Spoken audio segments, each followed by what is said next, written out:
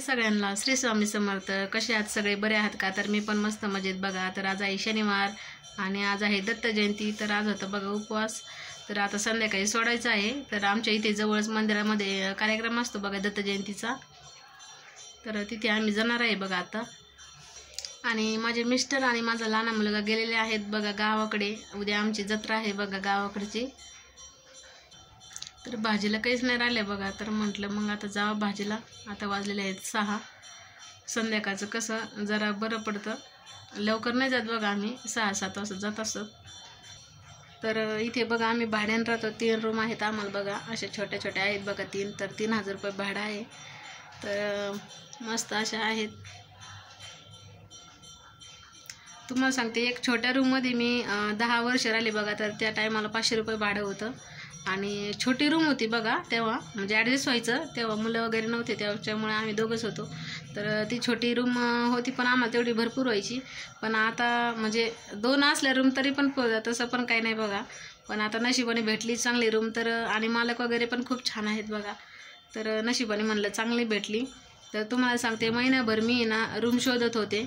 आणि खरं सांगते, मी ना स्वामी समर्थांना म्हणलं, स्वामी समर्थ राया तुमच्याशिवाय ना आता म्हणजे मला माझ्या आयुष्यात काहीच नाही. जर तुम्ही असाल तरच आहे. माझं सगळं आयुष्य तुमच्या हवाले मी केलेलं आहे. आणि तुमच्या भक्तीमध्ये मी इतकी आता लीन होणार आहे ना.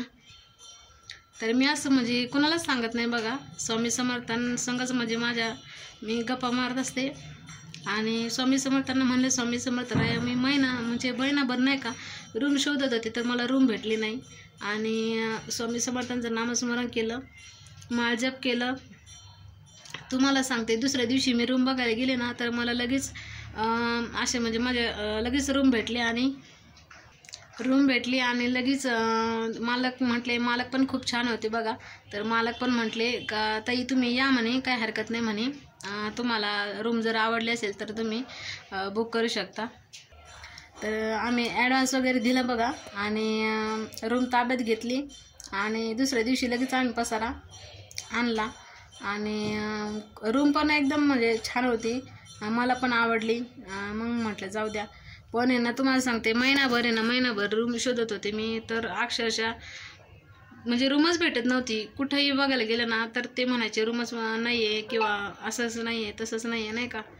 म्हणजे इतकं म्हणजे हे झालं. पण म्हटलं आता काय करावं. आयुष्यात आहे ना सगळे मार्ग बंद होतात ना, तेव्हा देव कुठून तरी एक दरवाजा उघडत असतो.